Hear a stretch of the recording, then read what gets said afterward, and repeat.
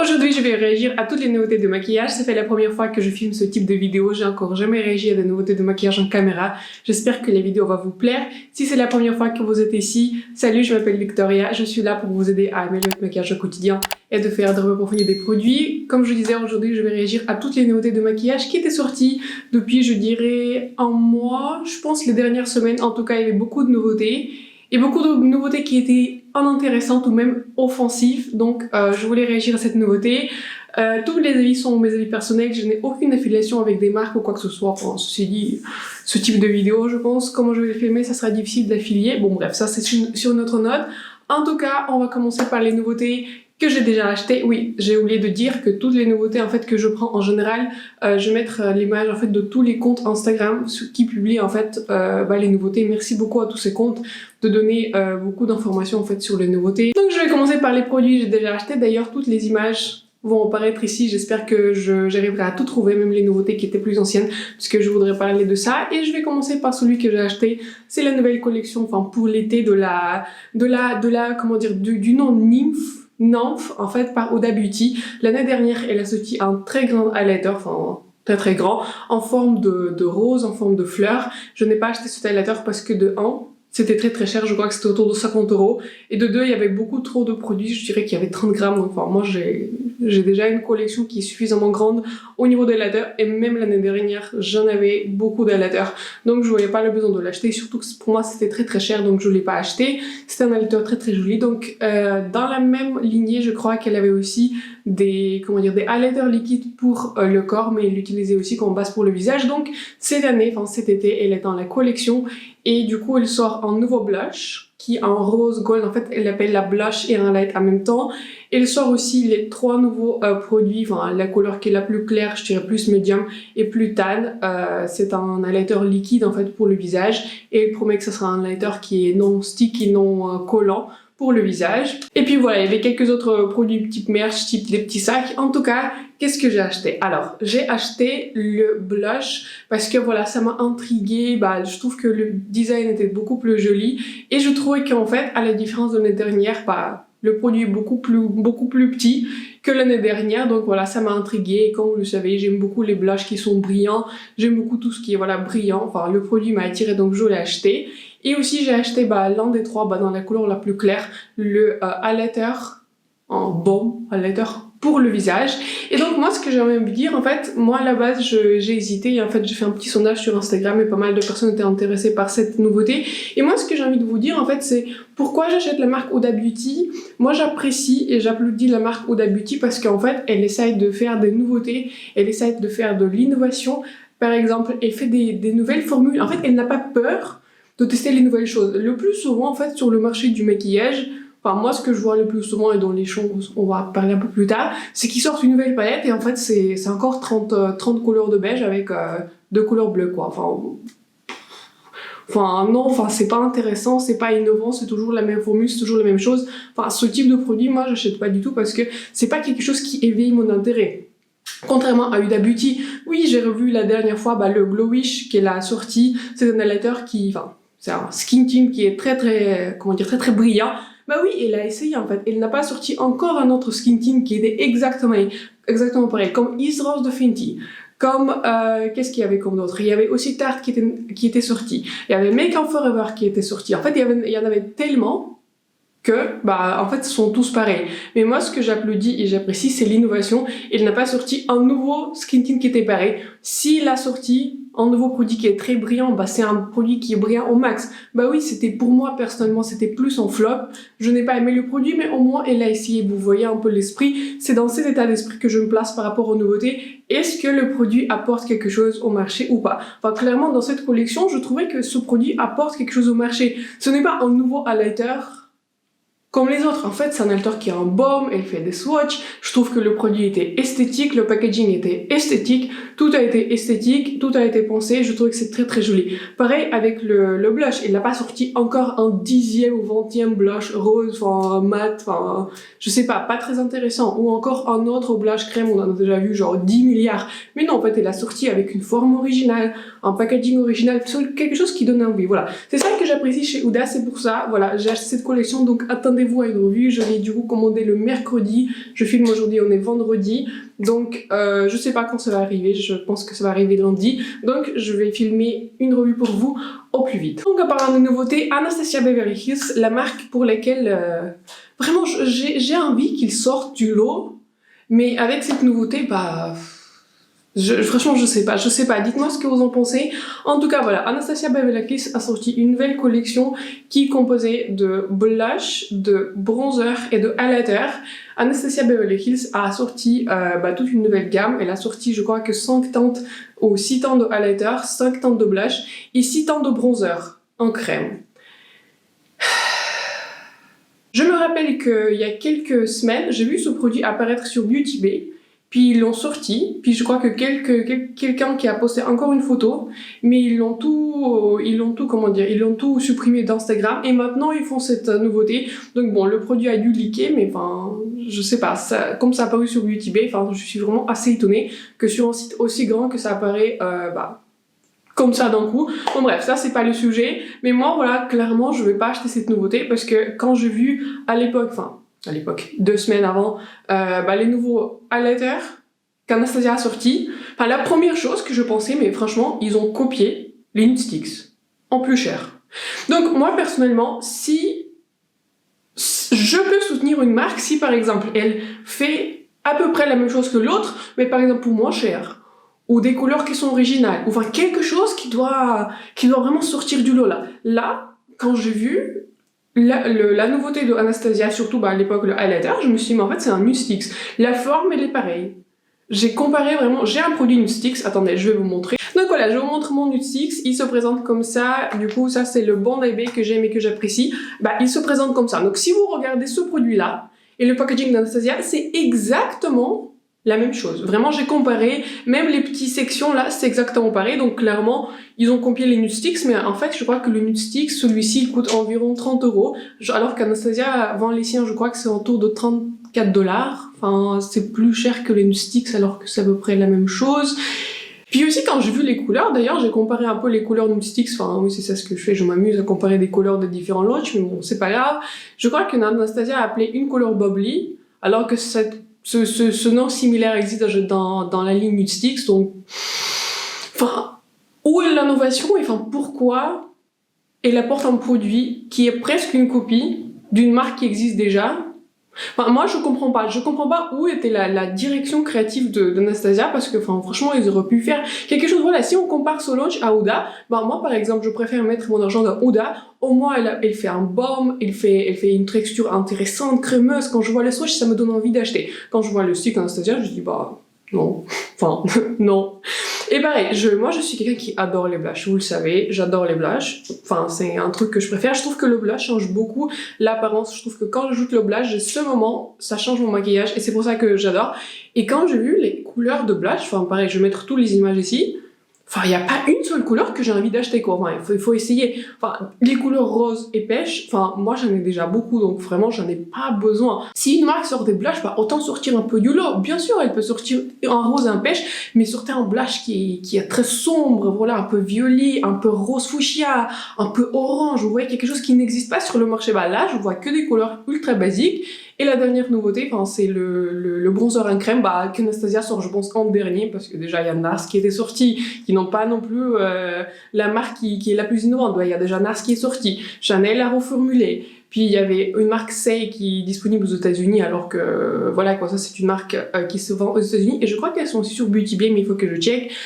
Qui d'autre qui avait sorti? Il y avait Fenty qui était déjà sorti. En bref, clairement, le bronzer crème, on a déjà eu sur toutes les formes, et là, Anastasia sort les bronzers, mais moi, ce que j'ai vu aussi, c'est que moi, je ne comprends pas leur rangée. En fait, je comprends pas leur couleur. Donc, quand je vois les 4 premières couleurs, je peux utiliser toutes les 4, moi. Et il y avait 2 couleurs qui sont très foncées.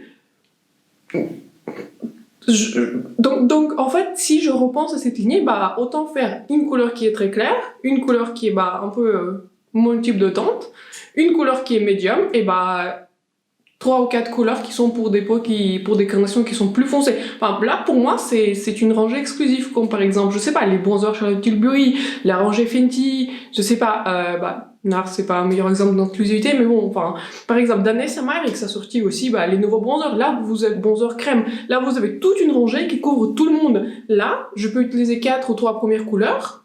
Et les 2 autres couleurs, il y a un gap énorme, enfin, un fossé, quoi, entre les couleurs. Donc bon, je comprends pas ce launch. Enfin, je sais pas, peut-être ça sera des produits les plus magnifiques.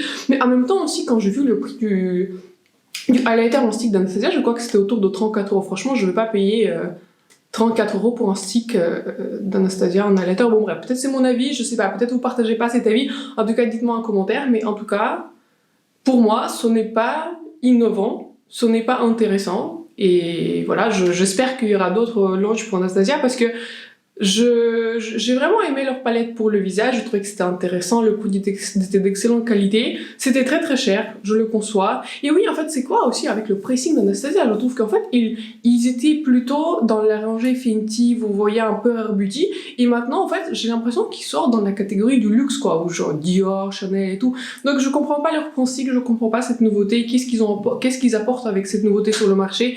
Donc voilà, ça c'est mon avis sur la collection Anastasia, et on va passer à autre chose. En fait, c'est pour ça que je filme cette vidéo, parce que j'ai vraiment envie de partager mon ressenti, et des fois, franchement, je comprends pas quel est le public, quelle est l'innovation, pourquoi sur un marché aussi saturé que le marché de maquillage, avec les nouveaux marques qui sortent tout le temps, pourquoi les marques anciennes, en fait, n'apportent rien, enfin, ou pas grand-chose. Bon bref, on va continuer sur la marque Tarte, et la marque Tarte a sorti une nouvelle palette de 12 couleurs, c'est une palette qui est rose, et en fait, je me rappelle, il y a 3 mois, et la marque Tarte a sorti une palette qui est plus grande, qui me paraissait beaucoup plus intéressante, avec les couleurs un peu roses intéressantes. Elle a reçu d'ailleurs de très très bons revues. Et donc là, en fait, ils sortent une palette qui est mini, alors que si vous achetez une palette un peu plus chère, vous pouvez avoir genre 10 tons de plus. Donc je comprends pas cette nouveauté, et quand je regarde cette palette, franchement, ça me donne vraiment pas envie. Si je voulais acheter ce type de palette, j'aurais pris plus la palette qui est plus grande et juste un tout petit peu plus chère, que cette palette qui est mini, et les teintes me donnent pas forcément très envie. Je pense que cette palette peut avoir un marché si vous êtes quelqu'un en fait qui utilise à peu près les mêmes teintes et vous voulez rajouter en fait une nouvelle palette qui dans les teintes un peu roses, un peu mauve, etc. Je trouve que ça peut trouver son marché, mais moi personnellement, si j'ai dans l'état d'esprit d'acheter une palette Tarte rose dans cette tonalité, j'aurais juste pris la plus grande parce que j'aurais eu plus d'options. En tout cas, ça c'est mon opinion personnelle, je ne sais pas ce que vous en pensez, mais en tout cas voilà, moi je n'ai pas très bien compris, j'ai aussi regardé quelques commentaires sur la section Trendmood, et d'autres personnes n'ont pas compris en fait pourquoi ils sortent une palette plus petite, mais dans un prix qui est très similaire à la grande, donc bref voilà, ça c'est une nouvelle nouveauté, mais là,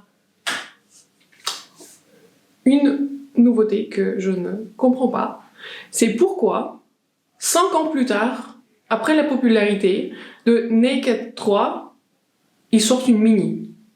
Donc Urban Decay a décidé de sortir une Naked 3 mini avec 6 teintes pour 30 euros. Quand j'ai vu cette nouveauté, en fait, je pensais que c'était genre, je sais pas, quelqu'un qui poste, je sais pas, les anciennes palettes, etc., les trucs qui étaient recyclés, vous savez, les trucs qui étaient anciens. Mais là, en fait, je suis en train de scroller, et je dis, en fait, non, c'est une nouvelle palette. J'avais rien à dire, en fait, parce que pareil, je ne comprends pas cette nouveauté. Qu'est-ce que la team de Urban Decay a pensé en surfant sur la popularité des Naked 3, qui était populaire, je crois, qu'il y a 5 ans. Donc en fait, je trouve que cette nouveauté, elle a pu cartonner il y a 4 ans, mais là, sortir 6 teintes pour 30 euros dans la formule basique Urban Decay qui, dans mon avis personnel, n'est pas la meilleure, et surtout très très loin de valoir le prix que Urban Decay propose. D'ailleurs, la preuve que en fait, toutes les palettes, systématiquement, vont en solde, directement, juste un mois, donc ça, je dis ça, je dis rien. Donc pour moi, c'est pas vraiment une marque d'une palette, des produits qui valent le plus, mais en tout cas, ça c'est mon avis personnel. Et aussi, moi je comprends pas pourquoi ils sortent en fait 6 teintes pour 30 euros, alors que, vu le nombre de codes que les influenceurs poussent sur Instagram ou sur YouTube, peu importe, vous pouvez voir à peu près n'importe quel produit Urban Decay pour moins cher, notamment la palette Naked 3, qui je crois n'est pas discontinuée, qui est toujours disponible sur le site d'Urban Decay. Vous pouvez toujours acheter la même palette pour environ 30 euros. Donc vous pouvez avoir 12 teintes, je crois que c'est 12 teintes, pour environ 35 euros, si vous avez une réduction, ou 6 teintes pour 30. Pour moi, c'est pas une bonne affaire, vous voyez. Si cette palette était, ils se sont dit, ok, on fait un truc mini, pour 15 euros, on va envie de lancer un produit qui est portable, qui est voilà.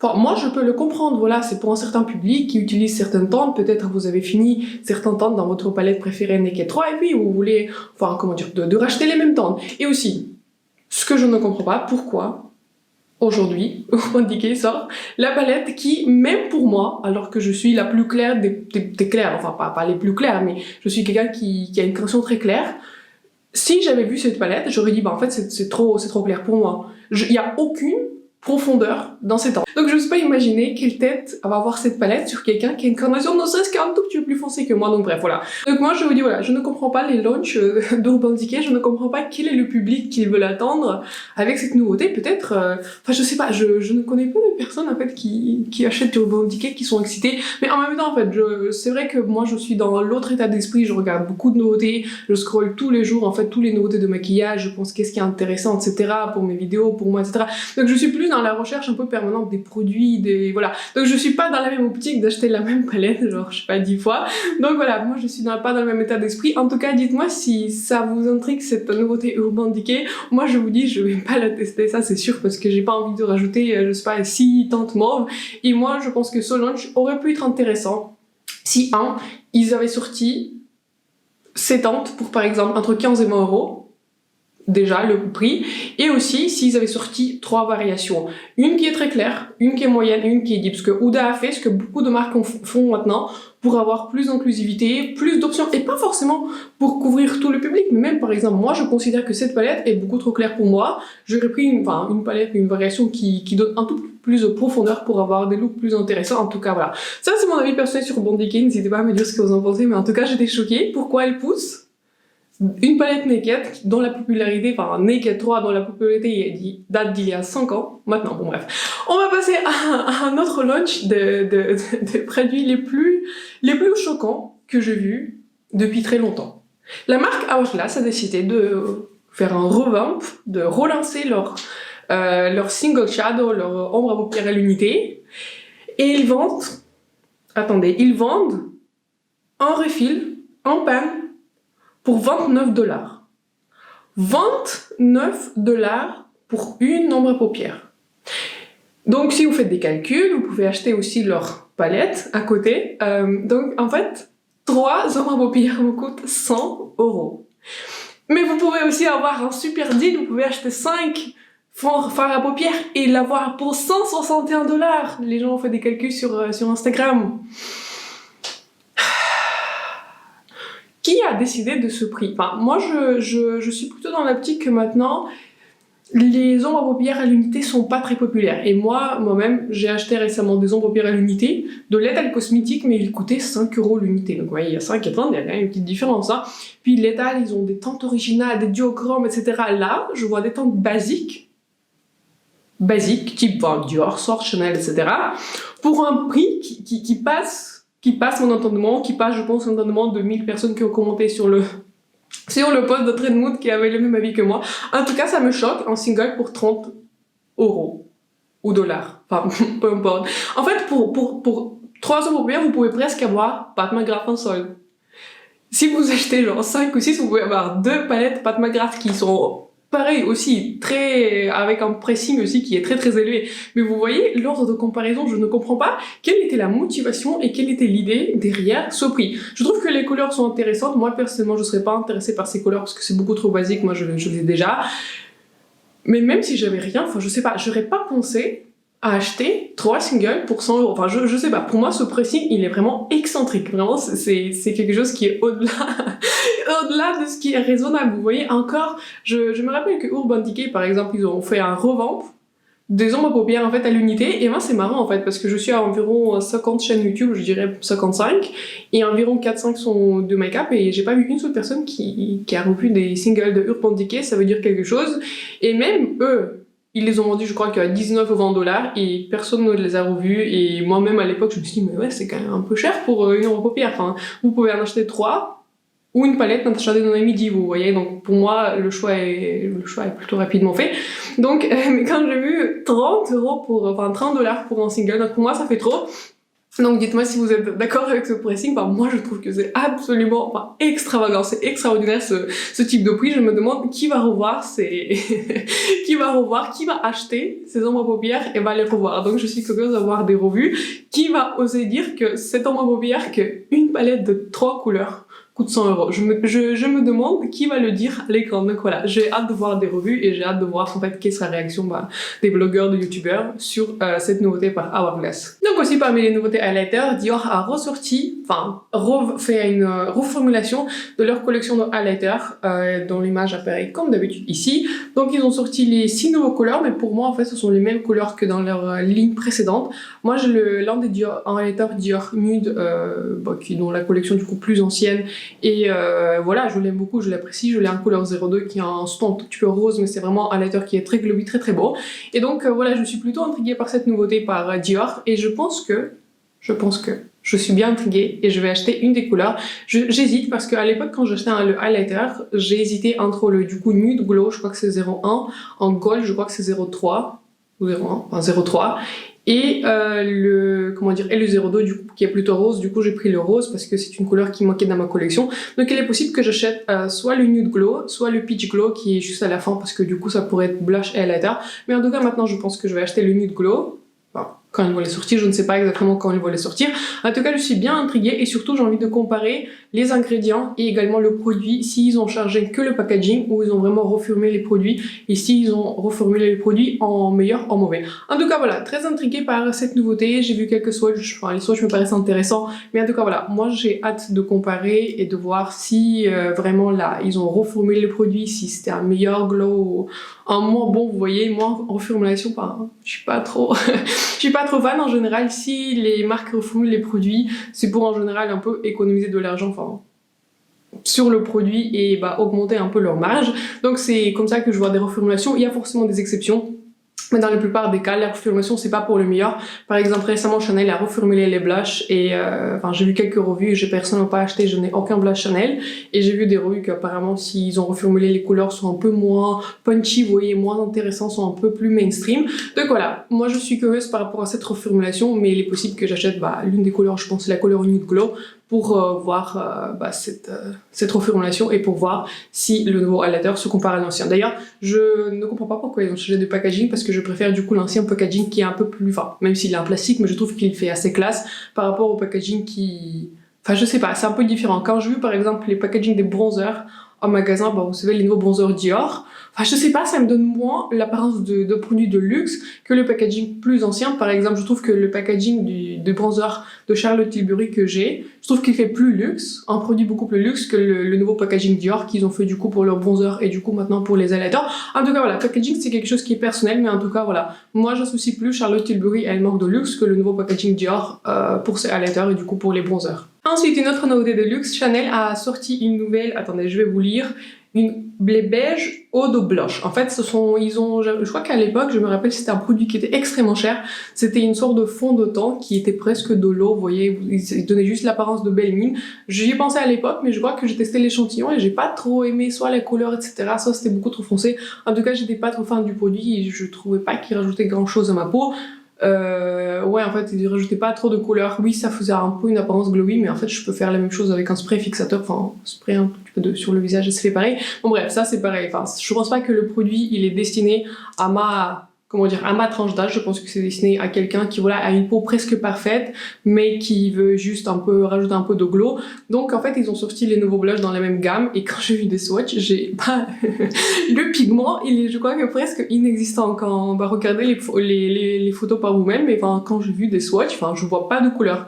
Donc je ne sais pas, même sur ma carnation, combien vont apparaître si ça va vraiment se voir ce type de blush. En tout cas, je suis sûre que le pricing sera à la hauteur. Je pense que ça sera au-delà de 50 voire 60 €, vu que c'est l'eau de Chanel. En fait, c'est une gamme plutôt qui est très très chère. Je crois que pour le fond de teint, c'est entre 60 et 70 €. Donc je pense que les blushs sont dans la même catégorie de prix. Donc voilà, ça n'est pas une nouveauté que je vais acheter, mais notamment parce que même si le produit m'intrigue, au vu les swatchs, je ne pense pas que ce sera des blushs qui sont très pigmentés et forcément très intéressants pour moi. Et donc on va finir par la dernière nouveauté par Charlotte Tilbury. J'ai vu en sneak peek et du coup la publication sur le site de Trend Mood des 2 nouvelles palettes de Charlotte Tilbury, de nouveaux quads.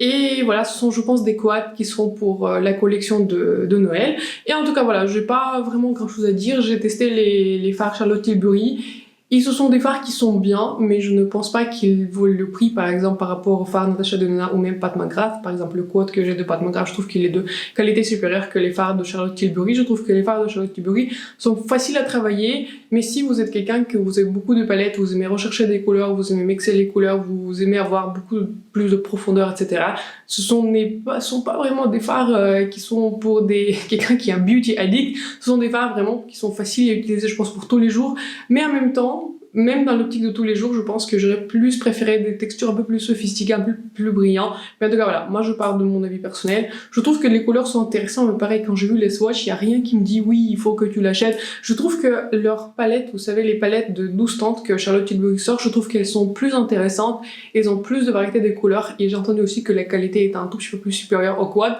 En tout cas, voilà, j'ai hâte de voir ce que Charlotte Tilbury sort pour Noël, et les nouvelles collections du coup pour le mois de septembre et octobre, etc. Donc voilà, je vais pas acheter cette nouveauté, mais en tout cas, si ça vous intéresse, un nouveau code de Charlotte Tilbury, sachez qu'il y aura des nouveaux codes, et je voulais un tout petit peu plus rajouter à ma vidéo, et pour vous montrer en fait quelles étaient les nouveautés. En tout cas, voilà, c'est ça dont je voulais envie de vous parler. Dites-moi s'il y a d'autres nouveautés qui vous intéressent, dites-moi si vous avez vu autre chose que je n'ai pas vu passer, discutons en commentaire. En tout cas, vraiment, j'ai l'impression qu'il y a vraiment quelques marques qui sortent des nouveautés. Par exemple, là, j'y pense à une palette qui m'intrigue beaucoup, que je n'ai pas achetée par la marque de Patrick Ta. C'est un maquilleur professionnel, la marque souvent sur Cult Beauty. Par exemple, lui, il a sorti une palette des nudes. Bah oui, c'est toujours une palette des teintes marron, il faut rien dire. Mais il avait une diversité de textures. Il y avait des textures crème, textures poudre, avec des textures un peu brillantes, des toppers, des métalliques, etc. C'est ça ce que j'apprécie, c'est la variété de textures, de prendre un tout petit peu de risque, vous voyez. C'est ça que j'apprécie, et j'apprécie l'innovation. Et par exemple, je sais pas, un release Pat McGrath, je trouve que c'est extrêmement cher, mais voilà, ça donne envie. Enfin là, les choses dont j'en ai parlé, la plupart que je n'ai pas acheté, je trouve que ça me donne pas envie. La seule chose qui m'a un peu éveillé ma curiosité, c'est les nouveautés de Huda, parce qu'elle va all-in, vous voyez, elle va tout. Si elle fait des trucs les plus brillants, ça sera vraiment le plus brillant. Est-ce que ça sera un succès? Peut-être. Est-ce que ce sera un fail aussi? Peut-être, mais au moins elle fait un effort. En tout cas, voilà, tous les autres marques que j'ai vues, Urban Decay, le Tarte, etc., Hourglass avec leur single à 30 € l'unité. Donc je trouve pas qu'il apporte quelque chose. En tout cas, voilà, moi j'ai hâte de voir un peu les nouveautés pour le mois de septembre. Je trouve que les mois de juillet, août en général sont pas les mois les plus actifs. J'ai hâte de voir ce que Pat McGrath va nous sortir pour septembre, et Natasha Denona aussi. J'ai un peu le viseur sur ces marques. En tout cas, voilà, n'hésitez pas à partager mon avis si vous êtes d'accord ou pas d'accord avec moi. Comme je disais, toutes mes avis sont personnels. Le plus souvent, j'apprécie les marques dont je parle. Par exemple, j'apprécie beaucoup la marque Tarte. J'ai beaucoup de produits qui sont pour moi indispensables, mais des fois, ils sortent de nouveautés que je comprends pas forcément. En tout cas, voilà, c'est pour ça que je voulais faire cette vidéo, pour échanger avec vous sur ce sujet. En tout cas, voilà, n'hésitez pas à vous abonner à ma chaîne, ça me ferait vraiment plaisir que vous rejoigniez ma communauté. Encore merci à chaque personne qui s'est abonnée à moi. J'ai atteint 300 abonnés, pour moi c'est incroyable, parce que j'ai commencé il y a quelques mois. En tout cas, voilà, merci d'avoir regardé cette vidéo. J'espère que celle-ci vous a plu. Je vous souhaite un excellent week-end, et je vous vois dans ma prochaine vidéo. Bye.